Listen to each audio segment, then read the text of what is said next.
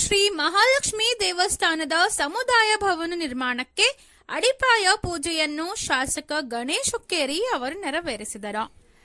MLC Prakash Hukkeri ಹಾಗೂ ಶಾಸಕ ಗಣೇಶ್ ಹುಕ್ಕೇರಿ ಅವರ ಪ್ರಯತ್ನದಿಂದ 1 ಕೋಟಿ ಅನುದಾನದಲ್ಲಿ ಪಟ್ಟಣಕುಡಿ ಗ್ರಾಮದ ಶ್ರೀ ಮಹಾಲಕ್ಷ್ಮಿ ದೇವಸ್ಥಾನದ ಸಮುದಾಯ ಭವನದ ನಿರ್ಮಾಣ ಹಿನ್ನೆಲೆಯಲ್ಲಿ ಅಡಿಪಾಯ ಪೂಜೆಯನ್ನು ಶಾಸಕ ಗಣೇಶ್ ಹುಕ್ಕೇರಿ ಅವರು ನೆರವೇರಿಸಿದರು. ಬಳಿಕ ಗುತ್ತಿಗೆದಾರರು ಉನ್ನತ ಹಾಗೂ ಗುಣಮಟ್ಟದ ಕಾಮಗಾರಿ ಮಾಡಬೇಕೆಂದು ಹೇಳಿದರು ಮತ್ತು ಸಮುದಾಯ ಭವನ ಕಟ್ಟಡ ಪೂರ್ಣಗೊಂಡಿದ ಮೇಲೆ ಶ್ರೀ ಮಹಾಲಕ್ಷ್ಮಿ ದೇವಸ್ಥಾನದ ಸಮುದಾಯ ಭವನ ಆವರಣದಲ್ಲಿ ಮತ್ತಷ್ಟು ಅಭಿವೃದ್ಧಿಗಾಗಿ 1 ಕೋಟಿ ಅನುದಾನ ನೀಡುವೆ ಎಂದು ಭರವಸೆ ನೀಡಿದರು. ಮಾಜಿ ಗ್ರಾಮ ಪಂಚಾಯತ್ ಅಧ್ಯಕ್ಷರು ಹಾಗೂ ಊರಿನ ಮುಖಂಡರಾದ ವಿದ್ಯಾಧರ್ ಕಾಗೆ ಅವರು ಮಾತನಾಡಿ, ನಮ್ಮ ಗ್ರಾಮದಲ್ಲಿ ಮದುವೆ ಸಮಾರಂಭಗಳನ್ನು ಮಾಡುವುದಿದ್ದರೆ ನಮಗೆ ಲಾಭವನ ಇಲ್ಲದಾಗಿತ್ತು ಮತ್ತು ನಮ್ಮ ಗ್ರಾಮದಲ್ಲಿ ಜಾತ್ರೆ ವಿಜೃಂಭಣೆಯಿಂದ ನಡೆಯುತ್ತದೆ. ಆ ವೇಳೆ ಮಹಾಪ್ರಸಾದಕ್ಕೆ ಬರುವ ಭಕ್ತಾದಿಗಳಿಗೆ ಅನುಕೂಲ ಆಗಲಿದೆ ಮತ್ತು ಬರುವ ಭಕ್ತರಿಗೆ ಅನುಕೂಲಕ್ಕಾಗಿ ಸುಸಜ್ಜಿತ ಸಮುದಾಯ ಭವನದ ಅಗತ್ಯವಿತ್ತು. ಹೀಗಾಗಿ ಗ್ರಾಮದ ಬೇಡಿಕೆಯಂತೆ ಎಂಎಲ್ಸಿ ಪ್ರಕಾಶ್ ಹುಕ್ಕೇರಿ ಹಾಗೂ ಶಾಸಕ ಗಣೇಶ್ ಹುಕ್ಕೇರಿ ಅವರಿಗೆ ಮನವಿ ಮಾಡಿದಾಗ ತಕ್ಷಣ 1 ಕೋಟಿ ಅನುದಾನ ನೀಡಿ ನಮಗೆ ಈಗ ಕಾಮಗಾರಿಗೆ ಚಾಲನೆ ನೀಡಿದ್ದಾರೆ. ಅದರಿಂದ ನಮ್ಮ ಗ್ರಾಮದ ಪರವಾಗಿ ಅವರಿಗೆ ನಾನು ಧನ್ಯವಾದಗಳನ್ನು ಹೇಳುತ್ತೇನೆ ಎಂದರು.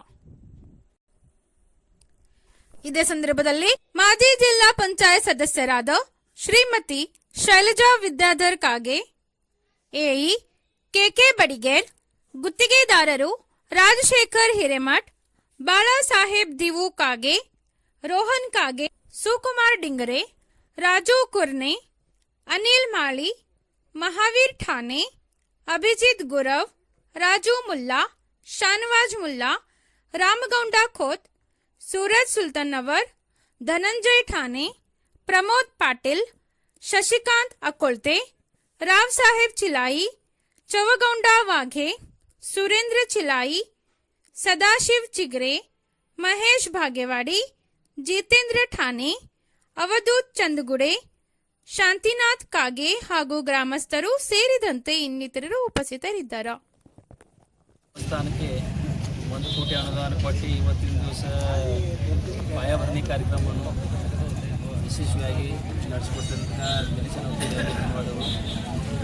ಸಾಮಾನ್ಯ ವಿಧಾನ ಪರಿಷತ್ ಸದಸ್ಯರಂಥ ಪ್ರಕಾಶನ ಹುಕ್ಕೇರಿ ಅವರ ಆಶೀರ್ವಾದದಿಂದ ಮಾರ್ಗದರ್ಶನದಲ್ಲಿ ಗಣೇಶನ ಹುಕ್ಕೇರಿ ಇವರ ಪ್ರಯತ್ನದಿಂದ 1 ಕೋಟಿ ರೂಪಾಯಿ ಮಂಜೂರು ಮಾಡಿ ಇವತ್ತು ಕಾಮಗಾರಿಗೆ ಚಾಲನೆ ಕೊಟ್ಟಿದ್ದಾರೆ.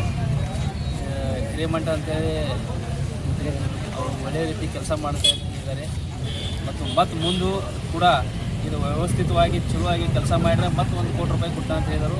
ಅವರು ನಾವು ಎಲ್ಲ ಊರ ಪರವಾಗಿ ಧನ್ಯವಾದ. ಇದು 1 ಕೋಟಿ ಬಳಿಕ ಸಮುದಾಯ ಭವನ 100 ಫೀಟ ಉದ್ದಕ ಅಗಲಕ 64 ಸಮುದಾಯ ಭವನ ಆಗೋದು. ಅಂದರೆ ನಮ್ಮ ಊರಿನ ಎಲ್ಲ ಅಂದರೆ ಮದುವೆ ಕಾರ್ಯಕ್ರಮ ಇದ್ರೆ ಎಲ್ಲಿ ಸ್ತವಣದಿ ಮತ್ತು ನಿಪ್ಪಾಣಿ ಹೋಗಬೇಕಾಗಿತ್ತು. ಈಗ ಇಷ್ಟು ದೊಡ್ಡ ಪ್ರಮಾಣದಾಗ ಸಮುದಾಯ ಭವನ ಆದರೆ ಎಲ್ಲ ಜನರಿಗೆ ಅನುಕೂಲ ಆಗ್ತೈತಿ. ಬೇರೆ ಕಡೆ ಹೋಗೋದು ಪ್ರಶ್ನೆ ಬರೋಂಗಿಲ್ಲ. ಮದುವೆ ಕಾರ್ಯಕ್ರಮ ಎಲ್ಲ ಯಶಸ್ವಿ ಆಗ್ತದೆ. ಜಾತ್ರೆನೂ ನಮ್ಮದು ಮಹಾಲಕ್ಷ್ಮಿ ಜಾತ್ರೆ ದೊಡ್ಡ ಪ್ರಮಾಣದಾಗ ಕೊಡ್ತೈತಿ. ಸುಮಾರು 4-5 ಸಾವಿರ ಜನ ಮಹಾಪ್ರಸಾದ ಸೇವೆ ಮಾಡ್ತಾರೆ. ಅದು ಕೂಡ ನಮ್ಮ ಈ ಓಪನ್ದಾಗ ಆಗಿತ್ತು. ಅದ ಈಗ ಅಲ್ಲಿ ಹಾಲ್ನಾಗ ಅವ್ರಿಗೆ ವ್ಯವಸ್ಥೆ ಆಗುತ್ತೆ.